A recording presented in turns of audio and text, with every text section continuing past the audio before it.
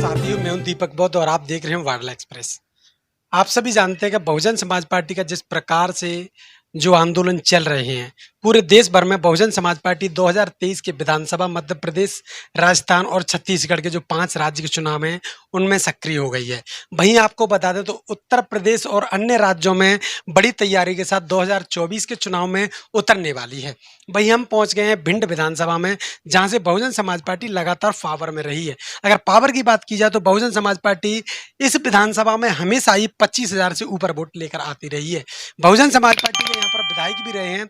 हालांकि बहुजन समाज पार्टी के जो विधायक हैं वो कहीं ना कहीं आउट ऑफ मुद्दे से चलकर और इधर उधर चले जाते हैं। लोगों का कहना होता है कि वो चले जाते हैं, लेकिन बहुजन समाज पार्टी में उसको किस नज़रिए से देखा जाता है, बात कर लेते हैं। हमारे साथ जुड़ गए हैं सुनील बघेल, जो कि प्रदेश प्रभारी मध्य प्रदेश बहुजन समाज पार्टी में हैं। बघेल जी, आपका स्वागत है चैनल में। आपका भी धन्यवाद है। बघेल साहब, कहना यह है कि बहुजन समाज पार्टी 2023 के चुनावों में कितनी सक्रियता दिखाकर किन मुद्दों पर चुनाव लड़ने वाली है, सबसे पहले तो ये बताएं। बहुजन समाज पार्टी 230 विधानसभाओं पे चुनाव लड़ेगी और पूरी ताकत में केडर बेस पर, हमारा पोलिंग बेस पर हमारा काम चल रहा है।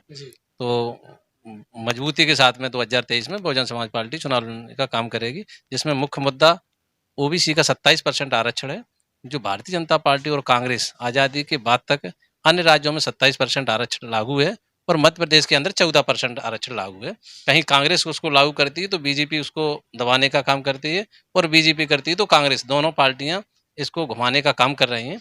और ओबीसी को सही मायने में बहुजन समाज पार्टी ने मानवर काशीराम साहब जी के दिशा निर्देशों में जो आरक्षण लागू हुआ है उसको मध्य प्रदेश में अभी तक लागू नहीं किया गया है। तो मुख्य मुद्दा ओबीसी का होगा, तो इससे ओबीसी जागरूक होकर बहुजन समाज पार्टी को भारी संख्या में वोट देने का काम करेगा। ओबीसी की जो तमाम जातियां हैं, जिनको लोग जानते हैं, बाहुबली जाति मानी जाती हैं 3 जातियां, इसमें गुर्जर, यादव और बघेल, 3-4 जातियां ऐसी हैं जो अधिकतर सभी जगह बाहुबली मानी जाती हैं। और जो ओबीसी की जातियां वो अधिकतर पिछड़ा वर्ग के जो तमाम मोर्चे चल रहे हैं, अन्य पार्टियों में एक मोर्चे चलते हैं, कांग्रेस में पिछड़ा वर्ग मोर्चा चलता है, भारतीय जनता पार्टी के अंदर भी चलता है।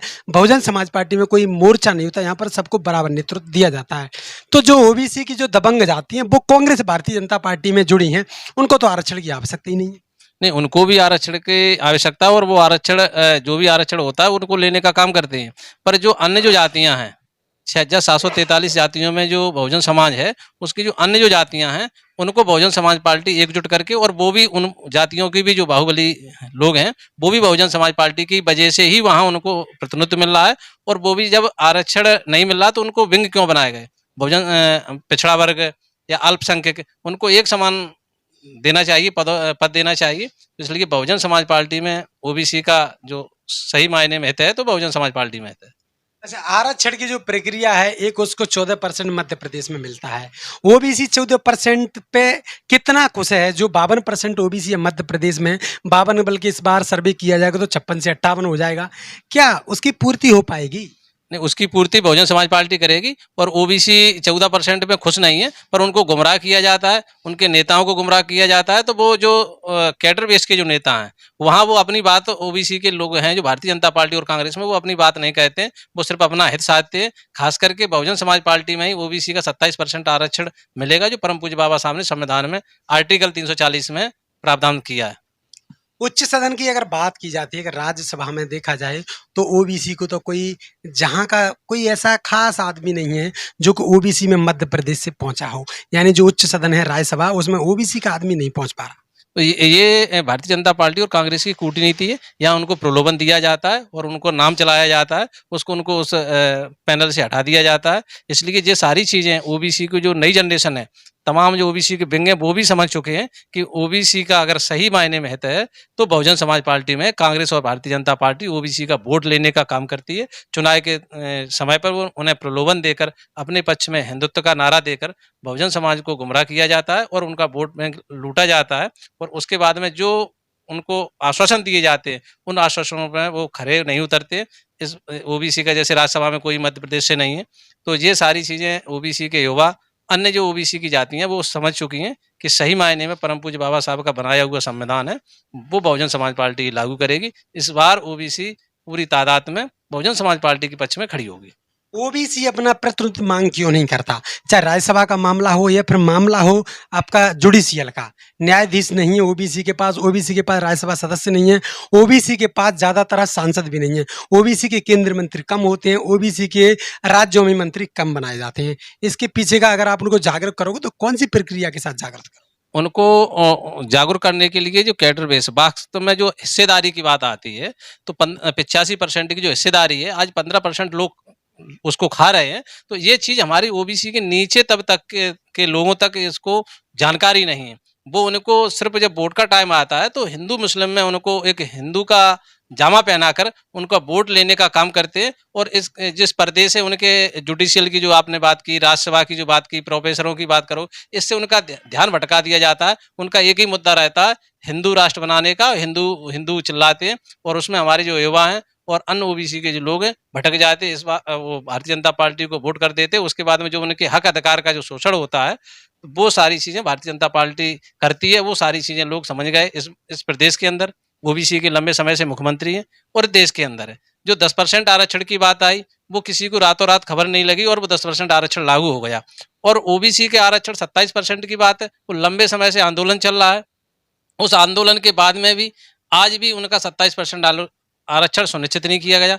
अगर उसके आकलन करेंगे तो लंबे समय से जो भी हमारे लोगों का हक अधिकार नौकरियां छीनी गई, तो इससे लाखों की संख्या में हमारे लोगों का शोषण हुआ है। तो ये सारी चीज़ें आने वाली जो पीढ़ी, युवा पीढ़ी है, वो समझ चुकी है कि अगर सही मायने में हमने इनको दोबारा से चुना, तो जो यहाँ या वोट का हक है, आरक्षण का हक है, ये सारी चीज़ें हमारी खत्म कर देंगे। पुनः ये हमको गुलाम बनाने का काम करेंगे। जी ओबीसी के युवा साथी समझ चुके हैं। इस बार पूरे मूड में अगर उन्हें परम पूज्य बाबा साहब के संविधान को बचाना है, तो ओबीसी को एक होकर बहुजन समाज पार्टी के पक्ष में वोट करना उनकी एक मजबूरी है और जिम्मेदारी भी है। अच्छा, दूसरी बात यहाँ पर ये आती है, हिंदुज़म एजेंडे की बात हो या फिर मंदिर में जाने का बात हो या फिर वो तमाम देश में जो मुद्दा चल रहे हैं ओबीसी के प्रति, 2021 में जो जनगणना होनी थी और वो नहीं हो पाई और ओबीसी समाज उस पे आंदोलित नहीं है।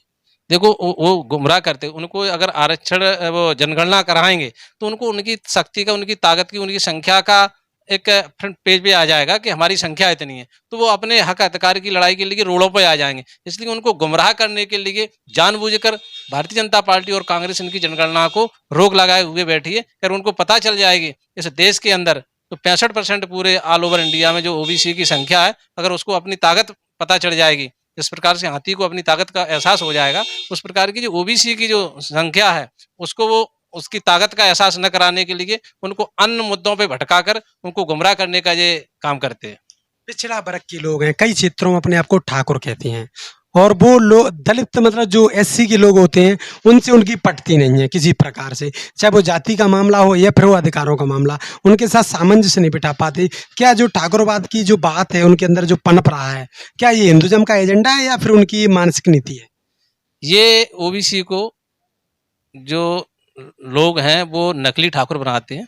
वाल्मीकि से लेकर जाट तक सभी हम शूद्र हैं और इनको अपने एहसास का एहसास होना चाहिए। जिस प्रकार से जहाँ योगी जी सीएम बने, अखिलेश जी की कुर्सी को उन्होंने गंगा जल से धोने का काम किया, तो जो राष्ट्र लेवल के, प्रदेश लेवल के नेता हैं, उनके साथ में भी जातीय भेदभाव होता है। तो आम जनता की तो बात अलग है, इनको नकली ठाकुर बनाया जाता है और नकली ठाकुर बनाकर हमें आपस में एससी और ओबीसी से लड़ाने का काम करते हैं। और इसलिए जिससे इनका ध्रुवीकरण हो और जो हम लंबे समय से सत्ता हासिल करते रहें, ये ओबीसी सारी चीज़ें समझ चुकी है, अब इनकी बातों में आने वाली नहीं है। मैं आपस में भले ही मतभेद हो, मनभेद हो, पर हम वोट के लिए एक होंगे। ये सारी चीज़ें ओबीसी के लोगों को अब धीरे-धीरे जानकारी मिली है और वो एक होने का काम कर रहे हैं। पाल बघेल समाज के जो लोग हैं वो नहीं समझ पाए कि एक बहन जी ने एक बार राज्यसभा सदस्य बनाए थे एसपी सिंह बघेल, जो कि पहले राज्यसभा सदस्य पाल बघेल समाज के माने जाते हैं। इस पर क्या कहना है आपका कि इससे आगे और पीछे कोई पाल बघेल समाज का राज्यसभा सदस्य बना है? नहीं, जो राज्यसभा सदस्य बने आदरणीय बहन जी के नेतृत्व में SP professor SP Singh Baghel Rajya Sabha सांसद बने और राष्ट्रीय महासचिव बने और उन्हीं के नेतृत्व में जब वो यहाँ आए तो राधेलाल एमएलए भी बने। तो उन्होंने जो भी गलती की उसको पूरे समाज को हर्जाना भुगतना पड़ रहा है। आज वो बहुजन समाज पार्टी में होते तो पूरे देश में पाल बघेल समाज को टिकट देने का काम करते, और आज वो भारतीय जनता पार्टी में अपने आप को घुटन महसूस कर रहे हैं। वो एक सुरक्षित सीट से आगरा से सांसद हैं और बघेलों को गुमराह करने का काम करते हैं। उनको ये एहसास होना चाहिए कि हम ओबीसी अन्य प्रदेशों में ओबीसी में आने के बाद उन्होंने एससी का सर्टिफिकेट बना के वो आगरा से सांसद बन गए, मंत्री बन गए, पर पूरे समूचे 12 करोड़ पाल बघेल गडरिया समाज का क्या होगा? ये उनकी एक अपने तत्व की एक उनकी स्वार्थ की राजनीति है, और ये समाज भी जान चुका है कि अगर ये भारतीय जनता में पहुंचने के बाद भी यहाँ से कई कद्दावर नेता भारतीय जनता पार्टी में हैं, वो अपने आप के टिकट भी नहीं दिलवा पाते और वो खुद स्वयं सुरक्षित सीट से सांसद बन रहे हैं। तो ये अगर राजनीतिक अगर हिस्सेदारी है तो पूरे देश में बहुजन समाज पार्टी राजनीतिक हिस्सेदारी देने का काम करेगी। देश भर के तमाम पाल बघेल गडरिया समाज को क्या संदेश दोगे? 2023 का चुनाव विधानसभा का है, 5 राज्यों का, साथ ही साथ लोकसभा का जो 2024 का चुनाव है, उसके लिए आप लोगों से क्या निवेदन करेंगे जो बहुजन समाज पार्टी से जुड़कर और बहन जी को प्रधानमंत्री बनाने में सहयोग करें? मैं खास करके पाल बघेल धनगर समाज से ये अपील करूंगा कि आपने इस देश की 77 साल की आज़ादी के बाद में अगर आपको राजनीतिक हिस्सेदारी देने का काम किया, चाहे देश का सबसे बड़ा राज्य उत्तर प्रदेश है, उसमें करीब मंत्री ज़्यादा से अधिक मंत्री बनने का काम किया, अन्य राज्यों में भी बहुजन समाज पार्टी में जुड़कर हम आदरणीय बहन जी को प्रधानमंत्री बनाएंगे और खास करके मध्य प्रदेश में अधिक से अधिक टिकट देकर यहाँ से एमएलए बनने का काम करेंगे। इस देश के अंदर जो सबसे बड़े लोकतंत्र के जो मंदिर हैं, उन मंदिरों में अगर पाल बघेल समाज मध्य प्रदेश से गया है तो बहुजन समाज पार्टी से जाने का काम किया है। तो ये हमारे लोगों को एहसास हो गया है, ये हमारे वोट का छलावा करते हैं, जो भी ये हमारे लोगों को नेता बनाने का काम नहीं करते। बहुजन समाज पार्टी मात्र एक देश में ऐसी पार्टी है जो पाल बघेल समाज को हिस्सेदारी देने का काम करती है। इस बार मध्य प्रदेश में पूरा पाल बघेल समाज एकजुट होकर बहुजन समाज पार्टी के पक्ष में वोट करेगा। चलिए, तो देखते रहिए वार्ला एक्सप्रेस। मैं हूं दीपक बौद्ध। अगर आप पेज को देख रहे हैं तो फॉलो करिए और अगर यूट्यूब चैनल पे है तो सब्सक्राइब करिए। तो देखते रहिए वार्ला एक्सप्रेस। मैं हूं दीपक बौद्ध। आप सभी का बहुत बहुत धन्यवाद।